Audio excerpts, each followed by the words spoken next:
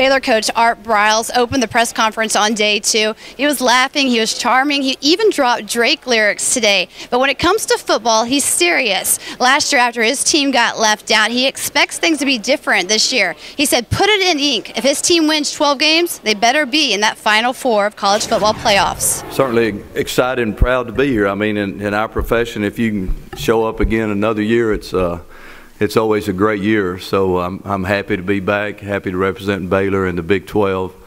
You know, I was at a luncheon a few days ago, actually here in Dallas, and somebody asked me, you know, what's your highlight, Coach? You know, give me a highlight over the last, you know, couple of years or something. And you know, I said, hey, a highlight to me is this time of year. You know, this time of year when there's so much anticipation, so much energy, so much hope and vision that, you know, it just kind of makes you be excited, makes you be happy, makes you be fired up, because everybody's got aspirations and dreams, and it's our job to help people fulfill them. So this is the best time of year, and I'm you know, like I said, very thankful to be at Baylor University and being a member of the Big 12. So we're excited about this season. We feel like we got a unit that you know, understands each other, loves each other, respects each other, and knows how to win football games, and that's a critical thing. There's all kinds of experience. Our guys have good experience.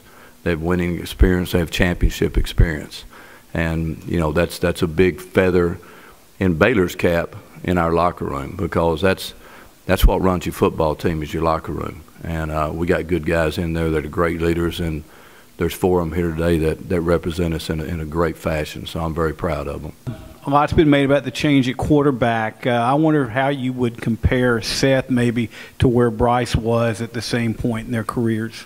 You know, that's a great question, and certainly a fair question. You know, quite honestly, you know, I felt like I knew Bryce just a little bit better. You know, what his abilities were, how his mind worked, and I thought how he would perform. You know, with Seth, you know, it's still kind of a process to where, you know, we're trying to fill out exactly, you know, how to coach him, what motivates him, you know, what his strengths are, and, you know, make sure that we give him opportunities to be successful. You know, he's got a tremendous amount of talent. He's got a tremendous amount of drive.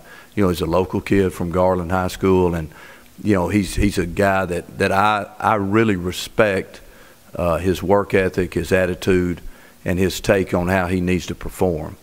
So those things are pretty clear. I mean, the thing that we've got to do is make sure that he doesn't feel like he's got too much pressure, you know, on himself to perform at an extremely high level, because, you know, with 9 back on defense and some pretty good people around him offensively, you just got to be good. You don't have to be great. You just got to be predictable, and that's, you know, that's what we'll expect out of him, especially early till we get a feel, and then we'll turn him loose. Coming up next, we'll take a look at Texas Tech and the Red Raiders.